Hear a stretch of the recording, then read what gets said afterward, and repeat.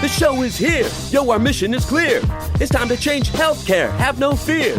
Today is the day. This is the hour. Together, you know we've got the power. Drop the silos. We're all the same team. Patients, docs, nurses, tech, and marketing.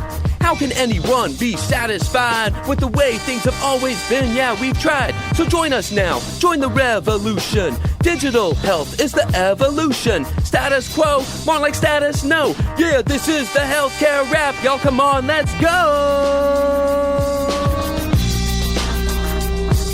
New choices, new platforms, new care models. In the healthcare of tomorrow, consumers win. But who will design it? What will it look like? And how long will it take?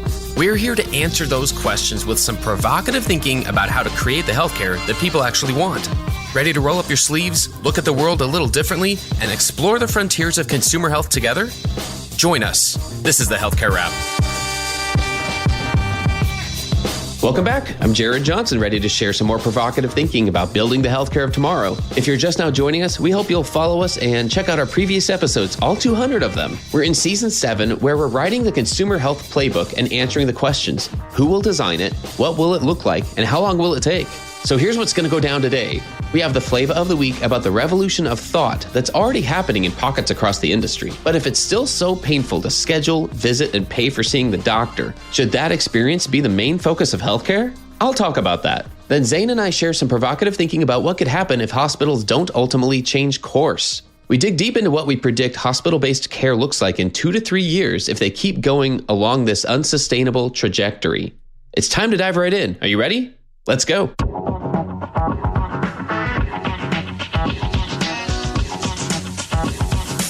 Flava of the week. We're standing at the precipice of a revolution in the healthcare system. You might say it's happening already. Some people just don't know where to look, and some would prefer not to see it at all. It's happening in small pockets on teams that you may not know about yet. If you close your eyes and plug your ears, you can probably get away with pretending that it isn't happening. You can probably just ignore it and go back to trying to solve the same problems using the same methods that got us into this mess. But just because it isn't sensationalized enough to steal headlines doesn't mean it isn't happening. I'm referring to a revolution of thought that will become a revolution of action. And we want to start by getting on the same page. Or maybe we should settle for being even in the same book. And what book would that be? The Consumer Health Playbook. And it starts by asking the right questions, such as, if it's still so painful to schedule, visit, and pay for seeing the doctor, should that experience really be the center of healthcare? Or can we look favorably on the advances of big tech and the entries of big retail and consumer brands and ask ourselves, doesn't today's healthcare landscape offer better choices for consumers to ultimately live healthier lives? Does the answer always have to be go see a doctor? So what's the revolution? It's people designing and building a version of healthcare from the consumer's perspective.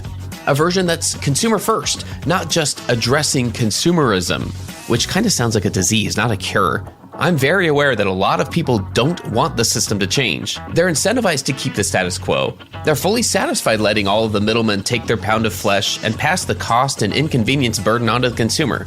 That's how they make money.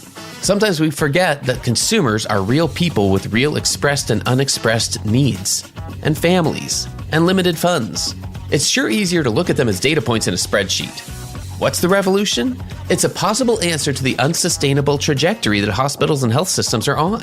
How can hospitals keep doing business the same way when they're dealing with perilous staffing and funding shortages? Answer: they can't.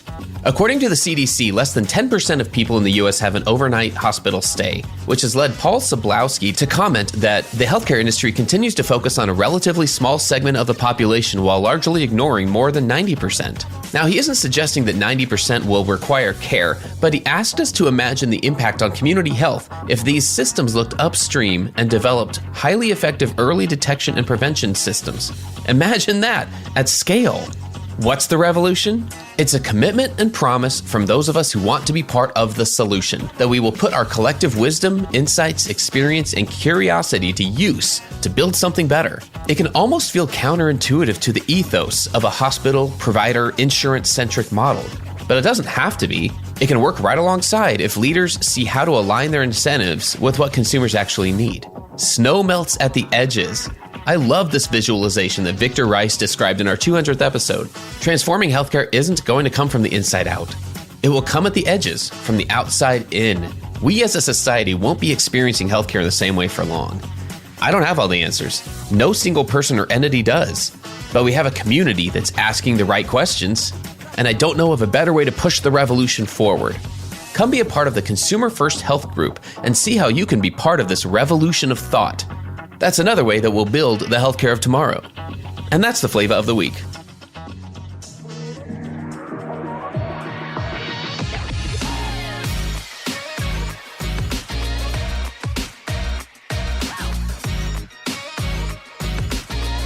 The flow.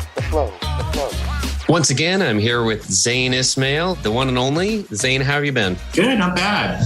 Hanging in there. It's a sunny day today in Detroit, which is nice to get some sun in the summer up here, or sorry, in the winter up here. So settling into the new digs there, sounds like. Is there anything particularly awesome in your life you've come across recently? You know, I bought myself one of those Roombas, the robot vacuum, and I need to give a shout out to my grandmother who gave me $500 towards it. It's quite a bit more than 500, but it has been like the best investment I've ever made. I don't know if you have one, Jared, but this thing, so I have hardwood floors where I live, and this thing picks up everything. And so it like maps out your whole place. You can set it, it's controlled by an app on your phone. You can tell it to just go and vacuum the kitchen or vacuum the bathroom, and it's perfect. And then I bought the one that empties into like a larger hopper, and so I barely have to worry about emptying it. And so it's just really cool. I like gadgets, and I don't know, like it saves me time. Like literally, like I don't ever worry about, vacuuming the floor. I do mop from time to time, but it keeps all the dust off, and you just wouldn't believe what's like on your floors. And so for fun, I'll just do this thing like every other day or sometimes every day and just see it go around, and it's cool. I named it David. So I have a buddy who actually owns a cleaning company, Mr. Made, actually over in Windsor, Ontario. And so I named it after him. If the Roomba wasn't doing it and I wasn't doing it, I'd probably hire his company to come and clean my floors. So definitely get a Roomba if you're looking for that. And especially if you're young and single and don't have a whole lot of time, get one. I'm going to say that same advice applies to everybody. It's pretty life-changing. Yeah. And for us, it was just the beginning of the home gadget purchases. So you have one? We do. We have one. And we consider it a member of the family. He has his chores to do every day. He's got to get it done. Lately, he's either suffering a little bit of memory loss. He gets almost back to home, and then he's like, "Yeah, I don't want to go all the way home." He's like 2 feet away. He's like, "Nah, I'm good." Oh no! But you can buy the one. So mine is the fancy one that also integrates with the mopping one, and so if you buy both, they can kind of work in tandem. Which I think that's too extreme for me now. Maybe in 2 years, I'll upgrade to that setup. Nice. Which is so cool. We have proliferated smart plugs as well all over the house now. So lamps, and they integrate with our Echo Dots, which are in every room. We have an Echo Show in the kitchen, and I'm trying not to say it too loud or it's going to activate and ask me what I want right now. There's like one on my desk. It's nuts. So we can just say like light on, lamp on in certain rooms. And like I said, I think this all started with our Roomba when we're like, wait, we can have like more gadgets and autonomy in the house and, first world problems. But hey, I say if it's there and available and easy, we've already got everything set up. You can control it from an app. Why not? And it really does save time. And when you own these things, like you kind of learn what needs to come up the floor. You just modify things so that it doesn't get stuck. And I love it. I'm going to have one for the rest of my life for sure. Totally. I think that's a great advice. Yeah, get one. And we need them to be a sponsor. Here we are pumping products on the podcast. All right. If anyone has a contact at a Roomba, and if not, we can get that going ourselves. Well, I'll tell you what, let's dig in here a little bit on our topic. This is going to be a little interesting one because this is in a way headline based, but this is more like predictive. I feel like what we see happening if certain things don't happen. So we're going to talk about today about what happens if hospitals don't change. Ooh, and a lot of times we've talked about how hospitals are on an unsustainable trajectory. Mm-hmm. And for me, the quote that kind of set that up was a few months ago by Aaron Martin out at Providence. And this is how he said it. He said, as an industry, we're on an unsustainable trajectory. Poor customer experience is still the norm, not the exception. There are more manual processes than I've ever seen in any industry, and there are significant barriers to data liquidity. We're using technology that in the case of EMRs is encumbered by old core technology and massive technical debt. It's driving away patients who are used to far more digital convenience in the rest of their lives and burning out clinicians that care for them. So for me, I just think like there's a lot of pieces to this. Yes, technology is driving some of the unsustainability, I guess. I don't even know if that's a word, but the unsustainable part of what he was describing of if hospitals stay the same, then we're going to have a problem even more. It's just going to get magnified. It's just going to get worse. And so we want to explore kind of in the near long-term future, I'd say 2 to 3 years from now, if we just kind of take that as our window in terms of what could happen if hospitals keep staying the same. And I think we're addressing it from two sides in particular. As usual, we're talking about digital transformation and consumer transformation. They're very related. As I've said before, as I believe more and more with every day, with every week, it's that digital transformation has had to happen. It's the means, not an end. It's not a destination. All things in healthcare are not solved once we get to a certain level of competency and superiority with digital health and how health systems operate using digital tools. But we're not even close to that yet. So it's going to be a long time before we even get to the point where we're like, hey, are we there? Are we done digitally transforming? But this is the stuff that had to happen. It's the foundation that we had to build upon so that we actually can provide a better customer experience. So Aaron Martin in this article was addressing, I think, both sides. How do you ultimately, what's the reason for digitizing business processes and operations and customer outreach? Well, it's so that you can ultimately provide a better experience. In my mind, I think that's where he was going with it. But he was also bringing the provider's standpoint into it, also saying this is one big reason why clinicians are getting burnt out. It is not making anything easier for anybody, seemingly. So, and in a lot of ways, it was very forced upon them. So with all that said, where do you want to go with this, Zain, in terms of what you think things could be looking like if we don't change course? Yeah, that is a really interesting question.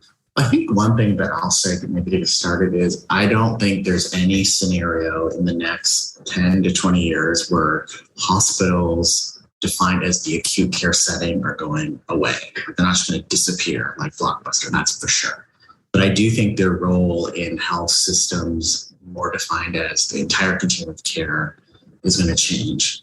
And so I think if hospitals, and I think we're going to have to be careful with the language here when we're talking about the hospital proper and the health system, which is a collection of hospitals and other community, other areas of the community of care.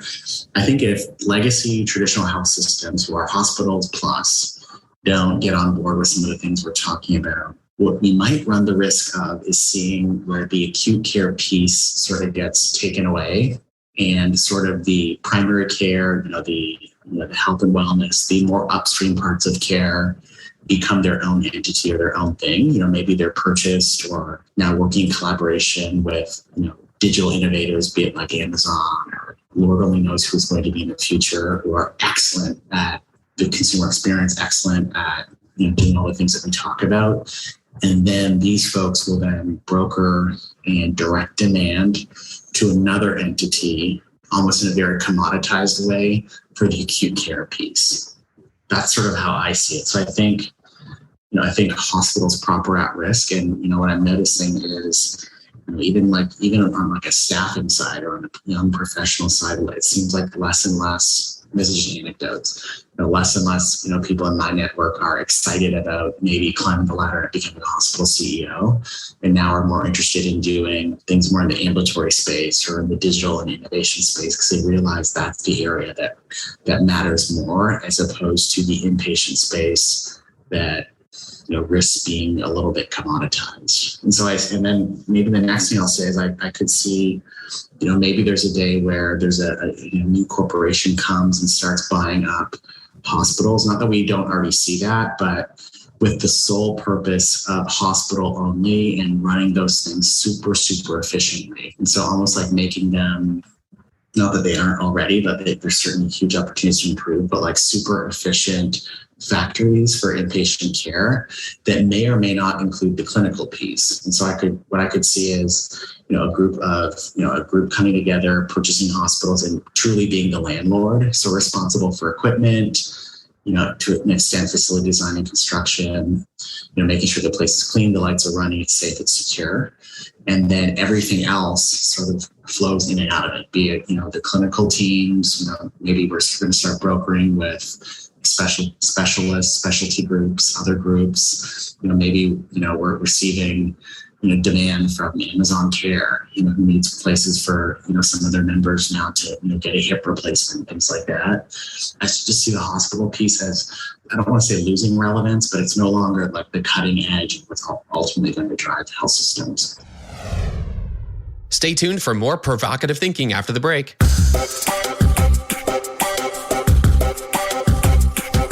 Healthcare marketers juggling lots to do. Gotta keep patients healthy. Coming back to you. Knowing which words will lead more patients to act is not an easy feat. As a matter of fact, competition heating up, new players on the rise. Persado has the right words already optimized. Just plug in the content, turn it on, and your campaign blues will soon be gone. Persado provides healthcare organizations with pre-developed, pre-optimized marketing messaging focused on improving health goals and business objectives. Persado's journey-based content uses the right words proven to drive conversions among the customers that matter most. Visit persado.com to learn more. That's Persado, Persado.com.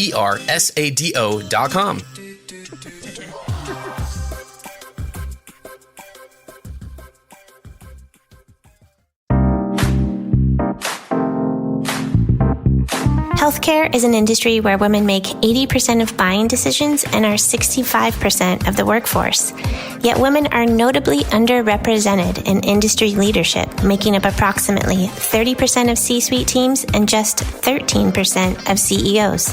The Hit Like a Girl podcast ensures that more women's voices from healthcare and health IT are heard in an effort to inform policy as well as to help more women advance within the industry. I'm the show's founder and host, Joy Rios, and I interview women leaders to amplify their work. New episodes are released weekly on Mondays and Thursdays, and you can listen on Apple Podcasts, Spotify, the Health Podcast Network, or wherever you tune in. To find out more, you can follow us on social media or go to hitlikeagirlpod.com.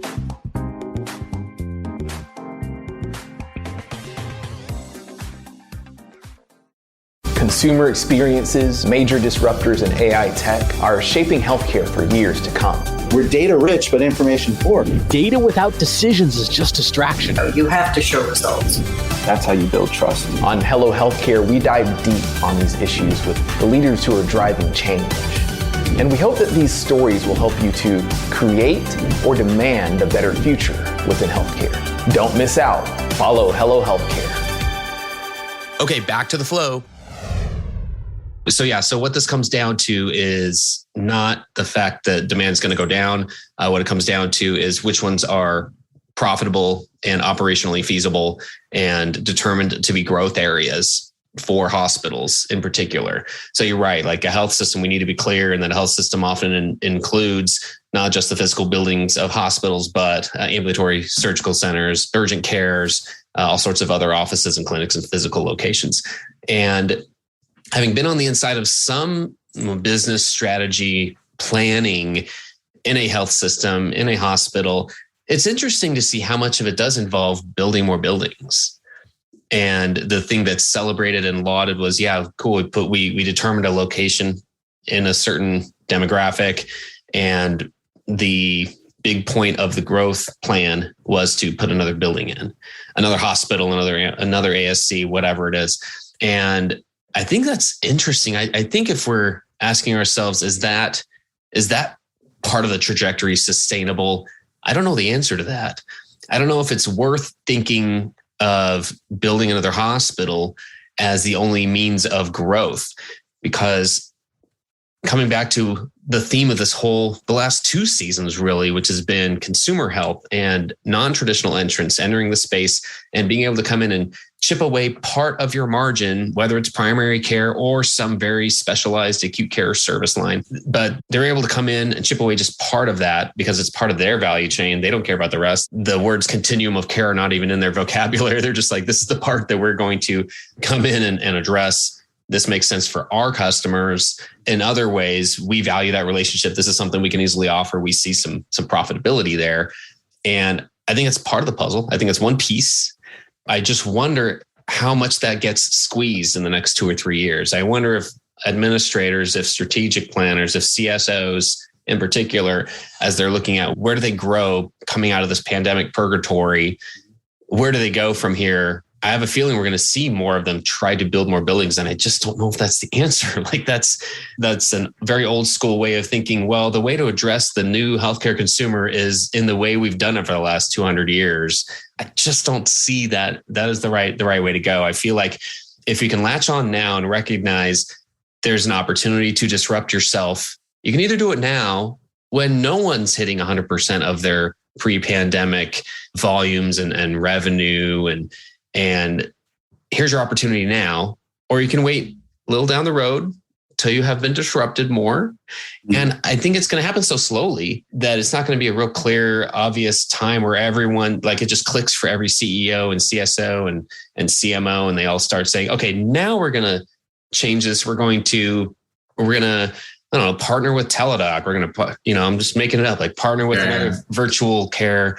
And we're going to integrate that better. And we're going to have more integration. We're going to really line up our data so that it makes sense across all of our platforms. And that's going to be the foundation of now we can offer a better online scheduling experience. Now we can truly offer you like, what's your preference? It's virtual, it's in person. Okay, cool. We can accommodate all that. Here's it. It's easy. Let's incorporate some principles of online experience design. And I don't know, it's such a different conversation than how can we keep going back to the well in the same way. I just feel like I hope the conversation changes, I guess, is ultimately what I hope happens. Yeah, well, and maybe speaking about changing conversation, another thing I've been thinking about is, I'll take a step back. So through this pandemic, I think it's become very obvious that perhaps in the United States, and I would say in Canada too, we don't have systems set up in a way that actually take care of the geographies in which some of these institutions are actually in. And so I could see in the future hospitals, health systems, or whatever, however you want to define them, actually starting to become responsible and accountable for the health of the communities in which they serve. So meaning like the physical geography, like I used to work for Henry Ford Hospital. Technically, Henry Ford Hospital isn't accountable for the health of the city of Detroit. It's accountable really to, the health of, the health plans for the populations the health plans are contracted with, which is different. And so I could see it more on the political side, especially as Gen Z, becomes more able to vote and push. And, maybe we start to move closer to a single payer system here in the United States. I could see those accountabilities changing where we're actually going to have to start to create systems for health and wellness that take care of those geographic populations and not just insurance code covered populations. So when you think that through, what I could see happening then is, these massive mega health systems potentially starting to break up. So it's actually very difficult to have a local focus when you're, trying to run a health system, nationally, right, or regionally or super regionally across multiple states. And so I think that remains to be seen. And I think what's going to happen is, Americans, or Michiganders, wherever you're at, will potentially be willing to sacrifice some level of efficiency and some level of integration in exchange for like local flexibility and the ability for these hospital systems to actually serve local needs, which may not be the same as when you zoom out nationally. So I think that's something that's also playing in the background that we can't forget. I know we talk on the show a lot about technology, but healthcare doesn't just exist in tech, and it doesn't just exist on its own. Like, it's playing in a bigger sphere. And, the changing politics and the changing values of Americans, I think has to be factored in when we think about, what's the future role of the hospital and the health system. Yeah, I hadn't thought of it that way before. I think that's an important consideration here. Mm-hmm. Yeah, I mean, even by way of example, so when I used to work for, a health system in Canada, even though it's still not technically true, but it's, hospitals in Canada are much more aligned to the actual epidemiological needs of the physical community they're in because they're funded by the government, right? And so usually what we do when we strategic plan in Canada is we say, okay, what are the needs in Windsor, or what are the needs in Leamington or Kingsville, which is, the communities just across from Detroit.